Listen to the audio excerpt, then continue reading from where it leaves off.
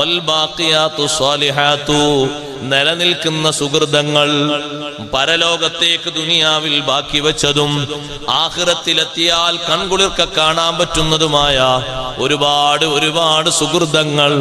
ഖൈറുൻ ഇൻദ റബ്ബിക, അതാണ് റബ്ബിന്റെ അടുക്കൽ ഏറ്റവും മഹത്വമുള്ളത്.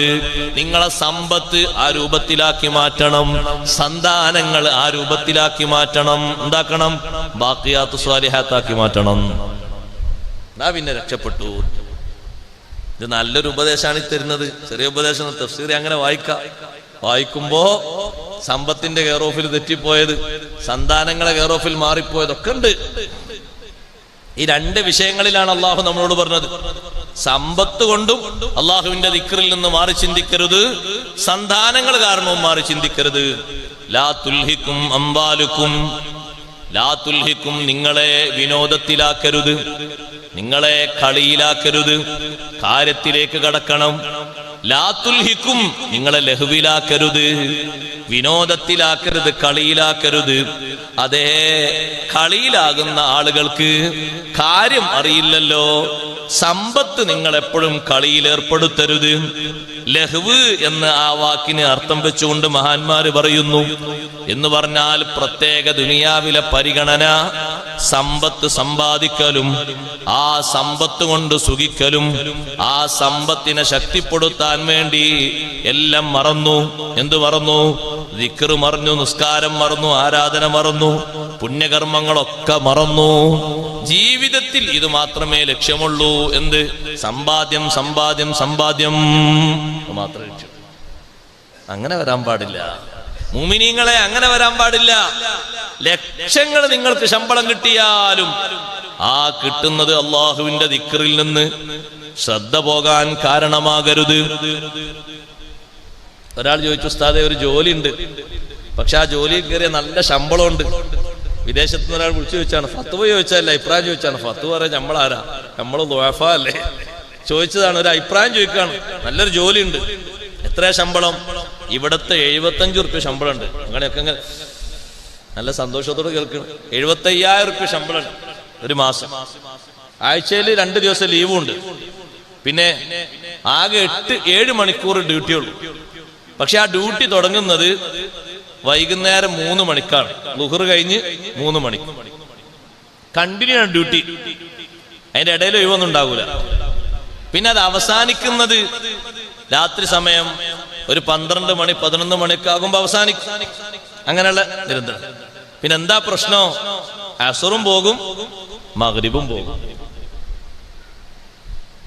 നിസ്കരിക്കാനൊന്നും കഴിയൂല ഉസ്താദേ, അതിലെങ്ങനെ തുടരാണ്. തൽക്കാലേ ആ ജോലി വേണ്ട. എന്റെ ഉസ്താദ് 75,000 റുപ്യ ശമ്പളം കിട്ടറ്. അവിടെ ആൾക്കാരെ നോട്ടം, നമ്മളെ മുഅ്മിനീങ്ങളെ ആൾക്കാരെ നോട്ടം എവിടേക്കാണ്? നിസ്കാരൊക്കെ പിന്നെ കുറച്ചു നേരം നിസ്കരിച്ചാൽ പോരെ, 2 കൊല്ലം ഏതായാലും ഇങ്ങനെ പോട്ടെ. അങ്ങനെ പോകാൻ പറ്റൂല. ഒരു ദിവസം പോകാൻ പറ്റില്ല, പിന്നല്ലേ 2 കൊല്ലം. ഞാനിത് ഇങ്ങനെ പറയുമ്പോ ആൾക്കാർ വിചാരിച്ചു ഇയാൾ നിസ്കാരത്തിൽ കുറച്ച് കർശന ഏറെയാണ്. ഞാനല്ല, നിസ്കാരത്തിൽ അല്ലാഹുത്താല കുറച്ച് കർക്കശമാക്കിയിട്ടുണ്ട്. അതുകൊണ്ടാ. നിങ്ങൾ നോക്ക്, വിശുദ്ധ ഖുർആനിൽ, വിശുദ്ധ ഇസ്ലാമിൽ നടന്ന ആദ്യത്തെ സമരമാണ് ബദർ, അല്ലേ? ആദ്യത്തെ പ്രതിരോധ സമരേതാ? ബദർ. ബദറിലേക്ക് പോകുന്ന സ്വഹാബത്തിനോട് ഹബീബ് റസൂലുള്ളാഹി, നമ്മളൊന്ന് ഉറക്ക സ്വലാത്തല്ലാണ് ഹബീബ് റസൂലുള്ളാഹി, ഈ ഓഡിറ്റോറിയത്തിലൊന്നും മലക്കളൊന്നും നിറട്ടെ എന്ന് സ്വലാത്ത് കേട്ടിട്ട്. ഞങ്ങളിപ്പോ ആ വരുമ്പോഴത്തേനും നന്നായിട്ട് മലക്കളൊക്കെ നിറഞ്ഞിക്കണം. സ്വലാത്ത് കേട്ടാലേ അവരോട് വരുള്ളൂ. അള്ളാഹു നമ്മളെ സദസ്സ് സ്വീകരിക്കുമാറാകട്ടെ. അപ്പൊ തങ്ങൾ പോകുന്ന ആൾക്കാരോട്, സ്വഹാബത്തിനോട് പലരോടും പറഞ്ഞു, നടന്ന് ക്ഷീണിച്ചിട്ടുണ്ട്, നോമ്പ് ഒഴിവാക്കിയാളി. നോമ്പ് മുറിച്ച്, റമദാൻ നോമ്പാണത്, സുന്നത്ത് നോമ്പല്ല, റമദാൻ നോമ്പ്. ബദറിലേക്ക് പോകുന്ന സ്വഹാബത്തെ കുറെ നടന്നും കുറെ വാഹനം കയറി അങ്ങനെയല്ലേ പോണ്. 313 ആൾക്ക് 313 വാഹനം ഉണ്ടോ? ഇല്ല. ഒരു വാഹനത്തിന് നമ്മളെ കുട്ടികളെ കയറല്ല, 3-4 ഒക്കെ. അങ്ങനെ 3-4 ഒരുമിച്ചല്ലോട്ട് കയറിയത്. ഞങ്ങനെ തെളിവാക്കണ്ട, ബദറിൽ അങ്ങനെ പോയിട്ടുണ്ട്. ഇപ്പൊ മോട്ടോർ സൈക്കിൾ 3 പോകാൻ അങ്ങനല്ല. ഒരാൾ കയറും, ഒരു 1/2 കിലോമീറ്റർ പോയിട്ട് മൂപ്പര് ഇറങ്ങും, അടുത്ത ആള് കയറും, അങ്ങനെയാണ്. പിന്നെ അടുത്ത ആള് കയറും, അങ്ങനെ. ഹബീബ് സല്ലല്ലാഹു അലൈഹി വസല്ലം തങ്ങൾ വരെ അങ്ങനെയാണ്. തങ്ങളോടൊപ്പം വേറെ 2 ആൾക്കാരുണ്ട്. അപ്പൊ തങ്ങൾ ഇറങ്ങി നടക്കേണ്ട ഊഴമെത്തിയപ്പോ അവർക്കൊരു പ്രയാസം. നബിയെ തങ്ങള് കേറിക്കോളി, ഞങ്ങൾ നടന്നോളൂ. അത് പറ്റൂല. നിങ്ങൾക്ക് അള്ളാഹു തരുന്ന കൂലിയിൽ ഞാനും ആവശ്യമുള്ള ആളാണ്. നിങ്ങൾക്ക് നടന്നിട്ടൊരു കൂലിയില്ലേ, ആ കൂലി എനിക്കും വേണ്ടേ? കേറി കേറി കേറി മോള് കയറി, ഞാൻ നടക്കട്ടെ. കാരണം അവരിങ്ങനെ മോള് കയറി തങ്ങളെ നടത്തുമ്പോ ഒരു പ്രയാസം ഉണ്ടാകുമല്ലോ, വിഷമുണ്ടാകുമല്ലോ. ഈമാനികമായിട്ടും ബഹുമാനപരമായിട്ടും സ്വഹാബത്തിന്റെ മനസ്സ് സമ്മതിക്കാത്തോണ്ട് അവര് പറഞ്ഞു തങ്ങൾ കയറിക്കൂടി, ഞങ്ങൾ നടന്നോളാം, തങ്ങളെ ഊഴം കൂടി നടന്നോളാം. അത് പറ്റൂലെന്നോ. ഇങ്ങനൊക്കെ ക്ഷീണിച്ചു പോകുന്ന സ്വഹാബത്തിനോട് തങ്ങൾ പറഞ്ഞു നോമ്പ് മുറിക്കാൻ. അതേ സമയത്ത് നമ്മൾ ആലോചിക്കണം,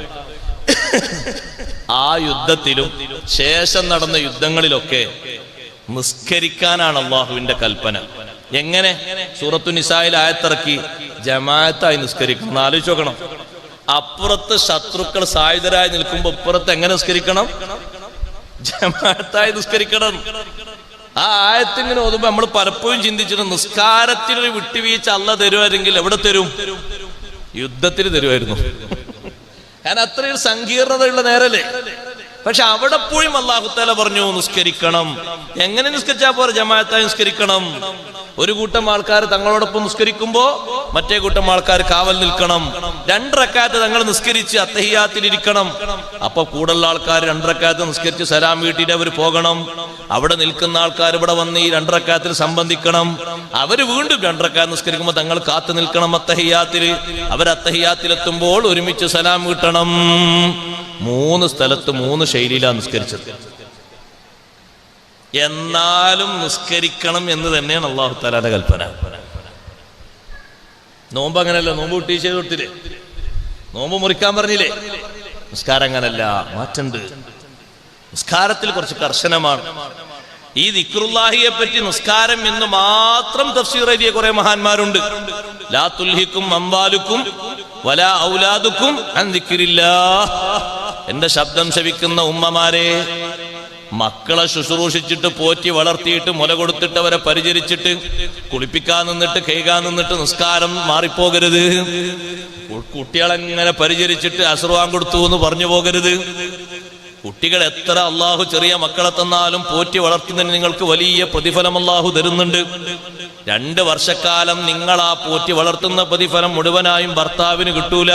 വിഷമിക്കൊന്നും കൊണ്ട് കിട്ടൂല തന്നെ. അങ്ങനെ നിങ്ങൾ നമുക്ക് മുല കൊടുക്കാൻ കഴിയും? ഇതാ പീ ചോദിക്കുന്നത്. നമുക്ക് അവര് പോറ്റും പോലെ പോറ്റി വളർത്താൻ കഴിയും. അവര് രാത്രി എണീറ്റ് അങ്ങനെ അവരാ ഉറക്കത്തിൽ കുട്ടി കരയുമ്പോ ശുശ്രൂഷിക്കുമ്പോ നമ്മളൊന്നിങ്ങനെ തള്ളിയിട്ട് അതിനെ നിർത്താന്നറിയില്ല. ആ 2 വർഷക്കാലത്തുള്ള ആ ശുശ്രൂഷക്ക് പ്രത്യേകം സഹോദരിമാർക്ക് അല്ലാഹു പ്രതിഫലം തരുന്നുണ്ട്. പക്ഷേ ആ പരിചരണത്തിൽ ഒരിക്കൽ പോലും ഞാൻ നിന്റെ കുട്ടിയെ ശുശ്രൂഷിച്ചിട്ട് എന്റെ ളുഹ്റങ്ങ് പോയി എന്ന് പറയരുത്, എന്റെ അസ്ർ നഷ്ടപ്പെട്ടു എന്ന് പറയരുത്, എന്റെ സുബ്ഹി പോയി എന്ന് പറയരുത്. വലാ ഔലാദുക്കും അൻ ദിക്രില്ലാഹ്. നിങ്ങളെ മക്കളും നിങ്ങളെ സന്താനങ്ങളും അള്ളാഹുവിന്റെ ദിക്റിൽ നിന്ന് നിങ്ങളെ മാറ്റിപ്പോകരുത്, ശ്രദ്ധ മാറ്റിപ്പോകരുത്. ലാ തുൽഹിക്കും അംവാലുക്കും.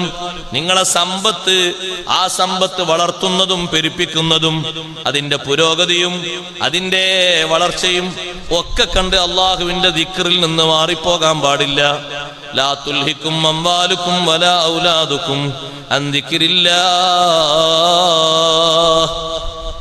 ചില മഹാന്മാർ ഇവിടെ തഫ്സീർ പറഞ്ഞപ്പോ അവര് പറഞ്ഞു, അതേ ലാ യുശ്ഗിലുക്കും അംവാലുക്കും വലാ ഔലാദുക്കും. നിങ്ങളെ സമ്പത്തും നിങ്ങളെ സന്താനങ്ങളും നിങ്ങൾക്ക് തടസ്സമാകരുത്. അൻ അദാഇൽ ഫറാഇദി. ഫർളുകൾ നിർവഹിക്കുന്നതിന് തടസ്സമാകരുത്. ഫീ അവ്വലി മവാഖീതിഹാ. ആദ്യത്തെ ടൈമിൽ തന്നെ. നോക്ക്, അതെ നമ്മൾ ആലോചിച്ചുമ്പോഴേ മുമ്പ് സൗദിയിലൊക്കെ പോയി സൗദിന്റെ വിവിധ ഭാഗങ്ങളിൽ ജോലി ചെയ്യുന്ന ആൾക്കാർ പറഞ്ഞിരുന്ന സന്തോഷം ഇപ്പൊ നഷ്ടപ്പെട്ടു പോയിട്ടോ, നഷ്ടപ്പെട്ടുകൊണ്ടേയിരിക്കണം. എന്ത്? വാങ്കങ്ങ് കൊടുക്കുമ്പോഴേക്ക് ഷട്ടർ താഴ്ത്തി, അല്ലേ? അത് വല്ലാത്തൊരു സന്തോഷമുള്ള അവസ്ഥയാണ്. അത് ആരാണ് അങ്ങനെ കൊണ്ടുവന്നതെന്നറിയോ? മദീന മാർക്കറ്റിൽ ജോലി ചെയ്യുന്ന സ്വഹാബ. അവരെ പറ്റിയാണ് അല്ലാഹു തആല ഖുർആനിൽ പ്രശംസിച്ചു പറഞ്ഞത്. റിജാലുൻ ലാ തുൽഹീഹിം തിജാറത്തുൻ വലാ ബൈഉൻ അൻ ദിക്രില്ലാഹി വ ഇഖാമിസ് സ്വലാത്തി വ ഈതാഇസ് സകാ. അവരാൺകുട്ടികളാണ്. അവർ പൗരുഷത്വം 100% തികഞ്ഞവരാണ്. ലാ തുൽഹീഹിം തിജാറത്തും വലാ ബൈഅ, ഒരു കച്ചവടവും ഒരു ബിസിനസ്സും ഒരു ഏർപ്പാടും അവരെ മാറ്റുകയില്ല. അൻ ദിക്രില്ലാഹ്, അല്ലാഹുവിനെ ഓർക്കുന്ന ഒരു വിഷയത്തിലും മാറ്റൂല. മഹാന്മാര് പറഞ്ഞു, മാർക്കറ്റിലുള്ള ആൾക്കാരെ പറ്റിയാണ് ഈ ആയത്തിറങ്ങിയത്. എന്തേ കാരണം? ബാങ്ക് കൊടുത്താൽ ഒരു കടക്കാരൻ മറ്റേ കടക്കാരനോട് പറയും അസ്വലാ അസ്വലാ അസ്വലാ അസ്വലാ. ഇയാളിങ്ങനെ കടടക്കുമ്പോ അസ്വലാ, മറ്റാളും കടടക്കും അസ്വലാ അസ്വലാ. ഓരോരുത്തരും അങ്ങനെ അനൗൺസ്മെന്റ് ചെയ്യാണ്, വിളിച്ചു പറയാണ് പരസ്പരം. ആ വിളിച്ചു പറയുന്നത് കൊണ്ട് എല്ലാവരും കടയടച്ചു. എന്നിട്ട് ജമാഅത്തിനെല്ലാവരും പള്ളിയിലെത്തി. അവ്വൽ വക്തിൽ, ആദ്യ സമയത്ത് തന്നെ അവ്വൽ ജമാഅത്തിൽ തന്നെ പള്ളിയിൽ അവരെത്തി. നിസ്കാരം സംഘടിതമായി നടത്തുന്നതിനും ഒരു ഏർപ്പാടും ഒരു ബിസിനസ്സും അവർക്ക് തടസ്സമായിട്ടില്ല. നമ്മുടെ വീട്ടിന്റെ ഉള്ളിൽ തന്നെ നമ്മൾ താമസിക്കുമ്പോൾ വാങ്ക് കേട്ടാൽ സഹോദരങ്ങളെ, നമ്മൾ ഈമാനിന്റെ കുറവ് നോക്ക്. നിങ്ങൾ 5 മിനിറ്റ് നടന്നാൽ എത്തുന്ന ദൂരത്ത് പള്ളിയുണ്ട്. നമ്മൾ ശ്രദ്ധിക്കുന്നത് എന്താണ്? പള്ളിയിൽ കഴിഞ്ഞ വെള്ളിയാഴ്ച ഞാൻ പോയില്ലേ, ഇപ്പത്തെ ളുഹറിന്റെ വാങ്കിന് നിസ്കരിക്കാൻ അവിടെ ഇമാമും ഉണ്ടാകും, പിന്നെ മുഅദ്ദിൻ ഉസ്താദ് ഏതായാലും ഉണ്ടാകും. അപ്പൊ രണ്ടുപേരും ജമാഅത്ത് അങ്ങ് നടക്കും. ജമാഅത്ത് നടന്നില്ല എന്നുള്ള വിഷയത്തിൽ അല്ലാഹ് എന്നെ ചോദ്യം ചെയ്യൂല. കഴിഞ്ഞില്ലേ? നമ്മൾ ഉഷാറല്ലേ? നമ്മളെ ഏതാ ആൾക്കാര് കരുതി ഇങ്ങനെ ഇരിക്കല്ലേ? നേരെ വീട്ടിന്റെ തൊട്ടടുത്ത് തന്നെ പള്ളി ഉണ്ടെങ്കിൽ അതിന്റെ പരിസരത്തുള്ള 40 വീട്ടുകാര് അവരെവിടെ നിസ്കരിക്കേണ്ടിന്ന പള്ളി നിസ്കരിക്കണ്ട. അല്ലാത്തൊരു പള്ളിയിൽ നിന്നല്ല കേട്ടോ, അല്ലാത്തൊരു അപ്പുറത്തുള്ള പള്ളിക്ക് പോകണം. അങ്ങനെ കൂട്ടി നോക്കുമ്പോൾ എല്ലാവർക്കും പള്ളിയിലെത്തേണ്ടി വരും. ചില നാട്ടിലൊക്കെ പോയാൽ ഇവിടെ എങ്ങനെ ദീനിന്റെ പ്രവർത്തനം ഇവിടെ നല്ല സജീവമാണ്. എന്താ നിങ്ങൾ സജീവാന്ന് പറഞ്ഞതിന്റെ അർത്ഥം? ഇവിടെ മഗ്‌രിബിനൊക്കെ ഇഷ്ടംപോലെ ആള് ജമാഅത്തിലുണ്ടാവില്ല. സുബൈക്ക് ഞങ്ങൾ 5 ആളുണ്ടാവും. ആരാ 5 ആള്?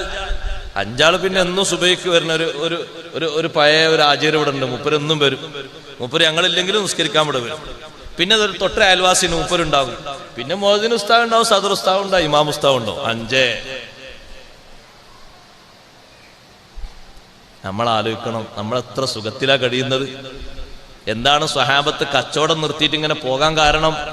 അവിടെ തന്നെ അള്ളാഹു പറഞ്ഞു, യഖാഫൂന യൗമൻ തതഖല്ലബു ഫീഹിൽ ഖുലൂബു വൽ അബ്സാർ. കച്ചവടം സ്റ്റോപ്പ് ചെയ്തവർ പള്ളിയിൽ പോകാൻ കാരണം ഒരു ദിവസം അവർ പേടിക്കുന്നു. ആ ദിവസത്തിൽ ഖൽബും കണ്ണും മേൽപോട്ട് മറിയുന്ന ദിവസമാണ്. ദുനിയാവിൽ അങ്ങനത്തെ ഒരു ദിവസം നമുക്ക് വന്നിട്ടില്ല. മരണാനന്തര ജീവിതത്തിൽ ഖബറിൽ നിന്ന് എണീറ്റ് മഹ്ശറിലെത്തുമ്പോ എല്ലാവരെ കണ്ണും മേൽപോട്ടാണ്, മനസ്സ് മുഴുവനും ബേജാറിലാണ്. പരസ്പരം ആളുകളെ മുഖത്തേക്ക് നോക്കാൻ അവിടെ തോന്നൂലല്ലോ. ഒരാളും ഒരാളെ പരിചയത്തേക്ക് നോക്കുകയില്ല, പരിചയക്കാരനെ തിരയുകയില്ല. എല്ലാരും ബേജാറിലാണ്. അങ്ങനത്തെ ഒരു ദിവസത്തെ പേടിച്ചുകൊണ്ട് സ്വഹാബത്ത് ബിസിനസ് എത്ര വന്നാലും കച്ചവടം എത്ര കൂടിയാലും അള്ളാഹുവിന്റെ ദിക്റിൽ നിന്ന്, അള്ളാഹുവിന്റെ ഖിദ്മത്തിൽ നിന്ന് അവരെ ശ്രദ്ധ മാറ്റൂല. നിങ്ങൾ നോക്ക്, അവ്വല് വക്തിൽ ഫർള് നിസ്കരിക്കുന്നതിന് തടസ്സമാകരുത്. എന്ത്? സമ്പത്തും സന്താനങ്ങളും എന്നീ ആയത്തിന് സഹ്ൽ റളിയല്ലാഹു അൻഹുവിന്റെ തഫ്സീറാണ്. ലാ യുശ്ഗിലുക്കും അംവാലുക്കും വലാ ഔലാദുക്കും അൻ അദാഇൽ ഫറായിദി. സൗദിയിലൊക്കെ ആ സന്തോഷം ഉണ്ടായിരുന്നു. ഇപ്പോഴെങ്ങനെയെന്നറിയാം? ഇപ്പൊ വേണേ തോന്നുന്നവർക്ക് പോയി നിസ്കരിക്കുന്നില്ലേ കുഴപ്പമില്ല എന്നുള്ളടത്താണ്. അല്ലാഹു കാത്തു രക്ഷിക്കട്ടെ. ഇതാണ് അവസ്ഥ വന്നത്. അതങ്ങനെ വരാനുള്ള കാരണം എന്താ? നമ്മൾ ഇവിടുന്ന് പോയ കുറച്ച് ആൾക്കാർ അങ്ങനെ ആ ഒരു നിയമം വരാനുള്ള കാരണക്കാരാകാൻ സാധ്യത ഉണ്ട്. എല്ലാവരും ഇല്ലട്ടോ. കാരണം അവർക്ക് മുത്തവന്മാരെ കണ്ടാ ദേഷ്യാണ്.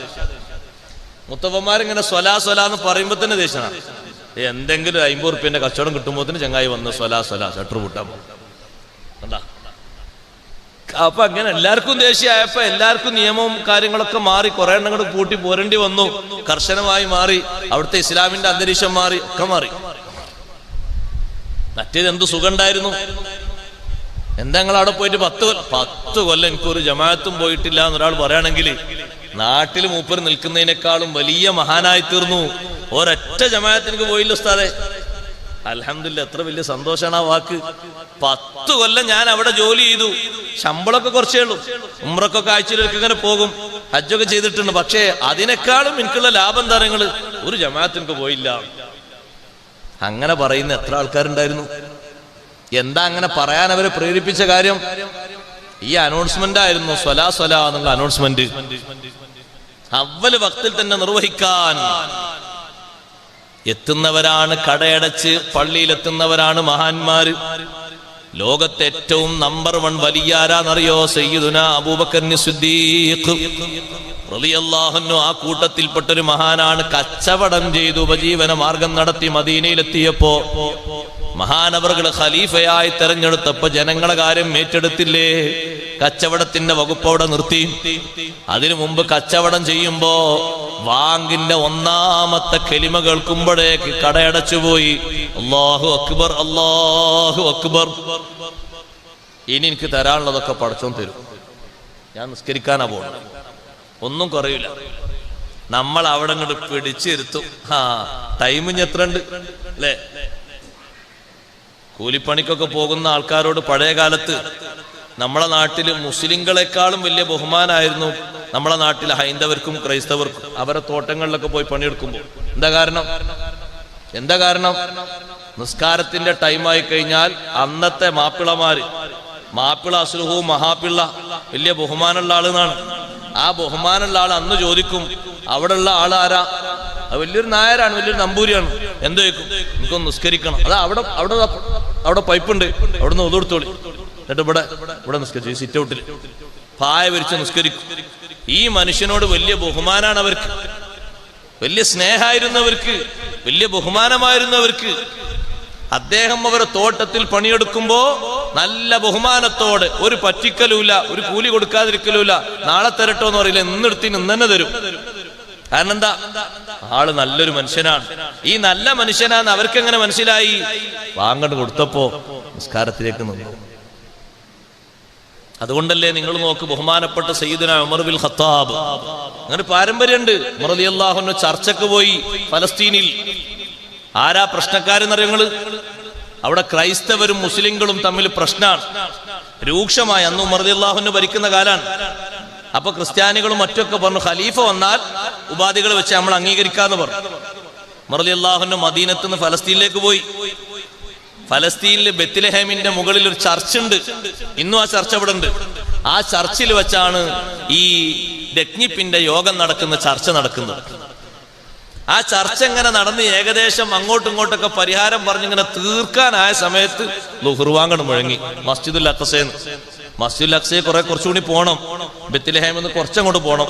നടന്നു പോകുകയാണെങ്കിൽ കുറച്ച് നേരം പിടിക്കും. അപ്പോഴത്തേനും ജമാഅത്തോ കഴിയും. ളുഹ്ർ വാങ്ക് വിളിച്ചപ്പോ ഉമർ റളിയല്ലാഹു അൻഹു ഇങ്ങനെ നോക്കാൻ തുടങ്ങി. എന്താ നോക്കണ്? നിസ്കരിക്കണല്ലോ. വാങ്ക് അങ്ങോട്ട് വന്നപ്പോഴേ നിസ്കരിക്കണം. അപ്പൊ ആ ചർച്ചിലെ ഫാദർ പറഞ്ഞു ഖലീഫിനോട്, ഇവിടെ നിസ്കരിക്കാം, സൗകര്യപ്പെടുത്തി തരാം. ഉമർ റളിയല്ലാഹു അൻഹു വേണ്ട, നിങ്ങൾ നോക്കി ഇവിടെ നിസ്കരിക്കാം എന്ന ഫാദർ ഉമർ റളിയല്ലാഹു അൻഹുവോട് പറയാൻ കാരണം എന്താ? അവർക്കറിയാം വാങ്ക് വിളിച്ചു കഴിഞ്ഞാൽ പിന്നെ ഖലീഫിനെ ബാക്കിയുള്ള സംസാരത്തിനൊന്നും കിട്ടൂല, നിസ്കാരം കഴിഞ്ഞിട്ടേ ബാക്കിയൊക്കെ ഉള്ളൂ. ഉമർ റളിയല്ലാഹു അൻഹു പറഞ്ഞു, ഞാൻ ഇവിടെ വെച്ച് നിസ്കരിക്കുന്നില്ല. എന്നാ പിന്നെ ഇതിന്റെ പുറത്തുണ്ടൊരു കോമ്പൗണ്ട്, അവിടെ വെച്ച് നിസ്കരിക്കാൻ വേണ്ട. ജനങ്ങൾ വിശ്രമിക്കുന്ന ഒരു സ്ഥലമുണ്ട് അപ്പുറത്തും വേണ്ട. ഞാൻ ഇതിന്റെ അപ്പുറത്തൊരു പൊതുസ്ഥലമുണ്ട്, ഞാൻ അവിടെ വെച്ച് നിസ്കരിക്കാം. ഉമർ റളിയല്ലാഹു അൻഹു നിസ്കരിച്ച ആ സ്ഥലത്ത് നിന്നൊരു പള്ളിയുണ്ട്. ആ പള്ളിക്ക് മസ്ജിദുൽ ഫാറൂഖ് എന്നാണ് പേര്. അവിടെയാണ് ഉമർ റളിയല്ലാഹു അൻഹു പൊതുസ്ഥലത്താണ് നിസ്കരിച്ചത്. ഉമർ റളിയല്ലാഹു അൻഹു കാരണം പറഞ്ഞത്, ഞാനിവിടെ ഒരു പ്രശ്നം പരിഹരിക്കാനാ വന്നത്. ഞാനെങ്ങാനും ഇവിടെ വെച്ചോ ഇതിന്റെ മുറ്റത്തോ വെച്ച് നിസ്കരിച്ചാൽ വർഷങ്ങൾ കഴിഞ്ഞ് ഏതെങ്കിലും ആളുകൾ പിന്നെയും പ്രശ്നമായിട്ട് വരും. ഞങ്ങളെ ഖലീഫ നിസ്കരിച്ച സ്ഥലമാണ്, ഞങ്ങൾക്ക് വേണം. ഇപ്പൊ ഒരു പ്രശ്നം പരിഹരിക്കാനാ ഞാൻ വന്നത്. അതുകൊണ്ട് എന്നെ കൊണ്ടിനൊരു പ്രശ്നം ഉണ്ടാകരുത്. പക്ഷേ എന്റെ വിഷയം അവിടെയല്ല. നിസ്കാരത്തിന്റെ സമയമായപ്പോഴേക്ക് ആ ക്രിസ്ത്യാനികളുടെ നേതാവായ ഫാദർ ബഹുമാനത്തോടെ ചോദിച്ചില്ലേ, ഇവിടെ നിസ്കരിക്കണമെങ്കിൽ നിസ്കരിക്കാം. ആ ഒരു ബഹുമാനം സഹോദരങ്ങളെ നമുക്ക് ജനങ്ങൾ തന്നിരുന്നു. പിന്നെ നമ്മെ ആർക്കും വേണ്ട, നമ്മെ എന്തും ചെയ്യാം, നമ്മ ഒരു വിലയുമില്ല, 5 കാശിന്റെ വിലയില്ലാത്തവരായി മാറി. ഒരൊറ്റ അമലിൽ നമ്മൾ വീക്ക്നെസ് വരുത്തിയപ്പോൾ, അതാണ് നിസ്കാരത്തിൽ നമ്മൾ കുറവ് വരുത്തിയപ്പോൾ നമ്മളെ പരിഗണിക്കണ്ടെന്ന് എല്ലാവർക്കും ഒറ്റക്കെട്ടായി മനസ്സിലായി.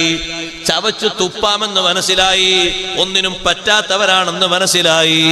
കാരണം ഈ ഉമ്മത്തില് അവസാനം ബാക്കി നിൽക്കുന്നൊരു വിഷയമുണ്ടെങ്കിൽ അത് നിസ്കാരമാണെന്ന് ഹബീബ് റസൂലുള്ളാഹി സ്വല്ലല്ലാഹു അലൈഹി വസല്ലം പറഞ്ഞു. അതും ഇല്ലെങ്കിൽ ഇനി എന്താ ഉണ്ടാകുക? അതുമില്ലെങ്കിൽ സഹോദരങ്ങളെ എന്താണ് ഉണ്ടാവുക? അതുകൊണ്ട് സമ്പത്ത് സംഭരിക്കുന്നിടത്ത് നിസ്കാരം പോയി പോകരുത്, പഠിക്കുന്നിടത്ത് നിസ്കാരം പോയി പോകരുത്. സമ്പത്ത് നമ്മൾ ജോലിക്ക് പോകുമ്പോ, സമ്പത്ത് വാങ്ങാൻ വേണ്ടി പോകുമ്പോ, ഉണ്ടാക്കാൻ വേണ്ടി പോകുമ്പോ ഒരൊറ്റ വക്ത് നിസ്കാരവും പോയി പോകരുത്. കേട്ടിട്ടില്ലേ നിങ്ങൾ ബഹുമാനപ്പെട്ട ഉമർ ബിൻ ഖത്താബ് റളിയല്ലാഹു തആല അൻഹു മദീന പള്ളിയിലേക്ക് അസ്ർ നിസ്കാരത്തിന് പോവുകയാണ്. ജമാഅത്ത് നിസ്കരിക്കാൻ വേണ്ടി പോവുകയാണ്. പോകുന്ന വഴിയിലാണ് തോട്ടം. തോട്ടത്തിലൊന്ന് കയറി, ഒന്ന് നോക്കാൻ വേണ്ടി കയറിയതാണ്. ഒന്ന് കയറി ഇറങ്ങുമ്പോഴേക്ക് മദീന പള്ളിയിലെ നിസ്കാരം കഴിഞ്ഞു. അബൂബക്കർ സിദ്ദീഖ് റളിയല്ലാഹുവിന്റെ കാലമാണ്. നിസ്കാരം കഴിഞ്ഞു. നിസ്കാരം ജമാഅത്ത് അവ്വൽ ജമാഅത്താണ് കഴിഞ്ഞത്. അവ്വൽ വക്തൊന്നും കഴിഞ്ഞിട്ടില്ല. നമ്മളെ നാട്ടിലാണ് അവ്വൽ വക്തോ കഴിഞ്ഞു നോക്കുക. കാരണം നമ്മളെ നാട്ടിൽ വെറുതെ ഒരു 20 മിനിറ്റ് വരാത്ത ആൾക്കാരും കാത്തിങ്ങനെ 20 മിനിറ്റ് വെച്ചിട്ടുണ്ട്. അതൊക്കെ നമുക്ക് ആഖിറത്തിൽ ഹിസാബാട്ടോ. നമ്മൾ അള്ള ചോദ്യം ചെയ്യട്ടോ, ശരിക്കും ചോദ്യം ചെയ്യും. ഓരോ പള്ളിയിലും സുബഹിക്ക് 25 മിനിറ്റ് ആരെ കാത്ത് വെച്ചതാ? ഈ വരാത്ത ആൾക്കാർ കാത്തോ? വരുന്ന ആൾക്കാർക്കാണെങ്കിൽ ആകെ 5 മിനിറ്റ് മതിയല്ലോ. ഓലി കാമത്തെടുക്കുമ്പോഴുണ്ടാകും 5 മിനിറ്റ് നേരത്തെ വന്ന ആൾക്കാർ അപ്പോഴും ഉണ്ടാവില്ലേ? പിന്നെ 25 മിനിറ്റ് നമുക്കൊക്കെ ചോദ്യചിഹ്നമാണ്. ആ ബോർഡ് നോക്കിയിട്ടില്ലേന്ന് അള്ളാഹു ചോദിക്കും. വീട്ടിന് വാഹനം ഉണ്ടായിരുന്നില്ലേ? ചക്ര ഉരുളുന്ന വാഹനല്ലേ? വീട്ടിലെ മെമ്പർമാർക്കൊക്കെ ഓടിക്കാൻ അറിയില്ലേ? നിങ്ങൾക്ക് ഓട്ടാൻ നിങ്ങളെ പെണ്ണുങ്ങൾക്ക് വരെ അറിയില്ലേ? ഇന്നത്തെ കാലത്തെ പറ്റി അന്ന് ചോദിക്കും. അങ്ങനല്ലേ?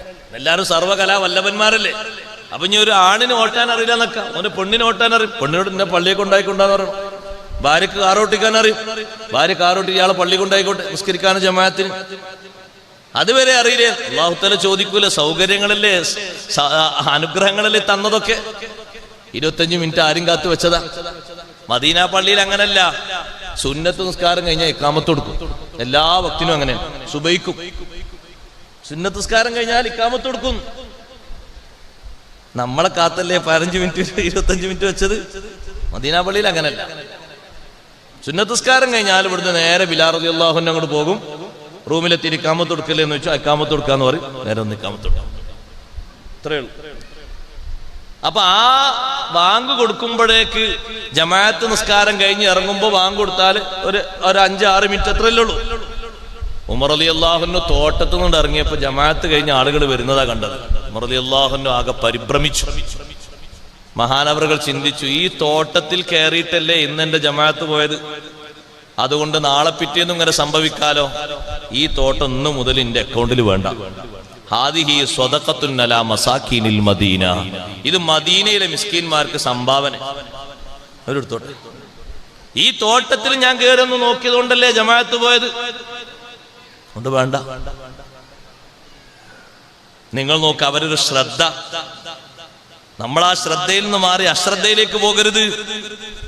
അള്ളാഹുവിന്റെ ദിക്റിൽ നിന്ന്, സ്മരണയിൽ നിന്ന്, ഖിദ്മത്തിൽ നിന്ന് ഭൗതികതയിലെ ഏതെങ്കിലും ഒരു സംഗതി നമ്മളെ തിരിച്ചുവിട്ടാൽ ഫഹുവ മിനൽ ഖാസിരീൻ, അവൻ പരാജിതരിൽപ്പെട്ടവനാണ്.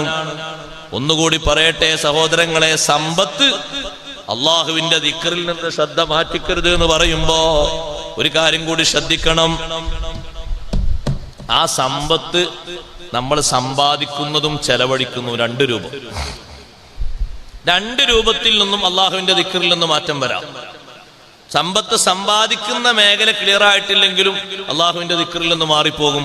ചെലവഴിക്കുന്ന മേഖല ക്ലിയർ ആയിട്ടില്ലെങ്കിലും ദിക്റിൽ നിന്ന് മാറിപ്പോകും. അങ്ങനെയാണ്. മക്കളെ നമ്മൾ വളർത്തി റെഡിയാക്കി കൊണ്ടുവരുന്നത് നല്ല മേഖല ആയിട്ടില്ലെങ്കിൽ ആ മക്കൾ കാരണം നമ്മൾ വഴിതെറ്റിപ്പോണ്ടി വരും. അല്ലെങ്കിൽ ആ മക്കൾ പറയുന്നതിനനുസരിച്ച് നമ്മൾ ഒന്നുകൊണ്ടി വരും. അങ്ങനെയാണ്. പിന്നെ അവരെ മുഖത്ത് നോക്കി അവർ തിരിച്ചിങ്ങോട്ട് നോക്കും, നമ്മൾ അങ്ങോട്ട് നോക്കും, ഇങ്ങോട്ട് നോക്കും. അത്രേ ഉണ്ടാവുള്ളൂ. ശിക്ഷണം കൊടുക്കേണ്ട രീതിയിൽ ഇങ്ങനെ വളർത്തിക്കൊണ്ടുവന്നാൽ പിന്നെ ആ പ്രശ്നം ഉണ്ടാകൂല. 5ാം ക്ലാസ്സിൽ പഠിക്കുന്ന ഒരു കുട്ടി ബാപ്പാന്റെ കൂടെ നിസ്കരിക്കാൻ നിൽക്കുമ്പോ നിസ്കാരം കഴിഞ്ഞിട്ട് ആ കുട്ടിന്റെ മുഖത്തേക്ക് വാപ്പ നോക്കുമ്പോ കുട്ടി ഇങ്ങനെ മിണ്ടാതിരിക്കാണ്. നിസ്കാരത്തിൽ കഴിഞ്ഞിട്ടുള്ള ദിക്റൊന്നും ഈ പഠിച്ചിട്ടില്ലേ? മദ്രസയിലൊന്നും പഠിപ്പിച്ചിട്ടില്ലേ? ഉസ്താദ്മാര് പഠിപ്പിക്കലേ പഠിച്ചിട്ടില്ലേ?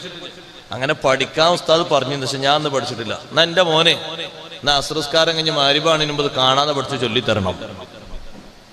അങ്ങനെ ആരാ പറയല്? നമ്മക്കെന്താ പണി എന്നാരാ പറയല്? ഇപ്പൊ ഞാൻ വരുന്ന വൈക്ക് മഗ്‌രിബ് നിസ്കരിക്കാൻ പള്ളിയിൽ കയറി. അപ്പൊ ഒരു ബാപ്പിയും മോനുണ്ട് അടുത്ത് നിൽക്കുന്നു. നിസ്കാരം കഴിഞ്ഞപ്പോ ബാപ്പണ്ട് മോന്റെ മുഖത്ത് ഇങ്ങനെ നോക്കണം. മോൻ ഇങ്ങോട്ട് നോക്കി. ഓൻ കണ്ടിട്ടൊരു 10ാം ക്ലാസ്സോ 11ാം ക്ലാസ്സുകാരനാണ്. കാരണം ഈ മോനൊന്നും ചെല്ലുന്നില്ല. ബാപ്പ ഇങ്ങനെ നോക്കിയപ്പോ മോനും നോക്കി ഇങ്ങനെ. ഞാൻ അടുത്തൊരു നോട്ടം ബാപ്പ തുറപ്പിച്ച് നോക്കിയാൽ മോനും നോക്കി ഇങ്ങനെ തുറപ്പിച്ചു. അത് പഠിപ്പിക്കേണ്ട സമയത്ത് നല്ല അതവോടെ അച്ചടക്കത്തോടെ അതവ് പഠിപ്പിക്കേണ്ട എല്ലാ മേഖലകളും കഴിവും കരുത്തും ഉപയോഗിച്ച് പഠിപ്പിക്കണം. അല്ലാതെ നിങ്ങളുടെ തലയിൽ ഇങ്ങനെ ഇറങ്ങിയിരുന്നില്ല. ശരിക്ക് പഠിപ്പിക്കണം. അല്ലെങ്കിൽ ആ മക്കൾ കാരണം നമ്മൾ വൈതെറ്റി പോകും. 5ാം ക്ലാസ്സിൽ നമ്മളൊപ്പം നിസ്കരിക്കുന്ന കുട്ടി നിക്കറില്ലെങ്കിൽ അന്ന് വാപ്പാര് പറയണം ഇന്ന് വൈകുന്നേരം കാണാൻ പഠിച്ച് ചൊല്ലിത്തരണം. ആദ്യം നമ്മൾ ചൊല്ലാൻ പഠിച്ചണം, അത് വേറെ വിഷയം.